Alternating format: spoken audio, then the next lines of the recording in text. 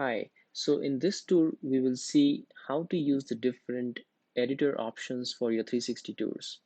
So starting with the first option, which is to set the start view. In most tours, you will see that the initial view is not what you would want your client to see.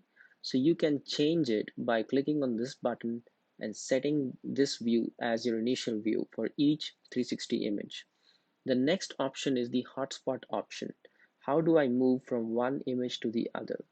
By clicking on this hotspot icon, it shows you this icon which asks you to choose which image to move to and which icon to use. We provide three default icons. You can choose any of these, or you can upload your own custom hotspot icon by going to the 2D images library and clicking on hotspot. Similar to hotspots, we have the option of adding notes to your images. So you could add information on top of your 2D, on top of your 360 images by clicking on the notes icon, putting a description, a title and a description, and choosing again similar to hotspot the icon you want to use. You can choose one of the default icons or upload a custom icon just like hotspots, going to the 2D images library. Also in notes from the 2D images library, you can upload static 2D images that can be added in addition to the text to your notes. So for example, the same note that we just created, in addition to the description and title, we can add a 2D image from the library, save it, and on clicking on this note, you can see the title, the description, and the 2D image as a pop-up. In addition to this, we can also add floor plans that can be used from the 2D editor. So going to the 2D images library, clicking on floor plans, you can add a floor plan file and then use it from the map point option, which brings the floor plan, and then you can just assign the map points to different points in the tour. Here I can use these icons to just change where each 360 image is located.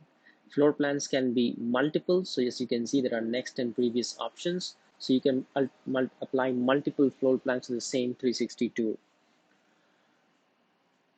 Apart from this, the other option that you can use is changing the logo of your 360 tool. So here I have uploaded two different images, and once you upload a new file for the logo, you can just right click, set it as image logo, and close it, and that changes the logo on the top left of your 360 tool.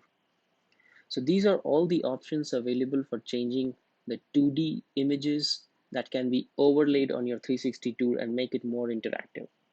In addition to that, you can upload to the audio library your audio files that can be used to create different types of interactions. For example, I'm adding an MP3 file to the audio library of this tool. Once uploaded, I can use this file and set it as the tool audio, which means this file would run continuously in the background as long as the tool is being shown on different devices. Apart from the tool audio, I could use an audio hotspot, which basically is an icon that would open the list of audio files. I can choose it, save it, and play the audio by clicking on the icon and and pause it by clicking on it again. In addition to the hotspot for audios, you can also use the background audio, which means on this particular 360 image, you can click on the audio file and make it run continuously in the background. Every time the user is on the 360 image, it will play that audio automatically. So these are all the different customization options that we have provided in SENTIO with the latest upgrade that we recommend you to try to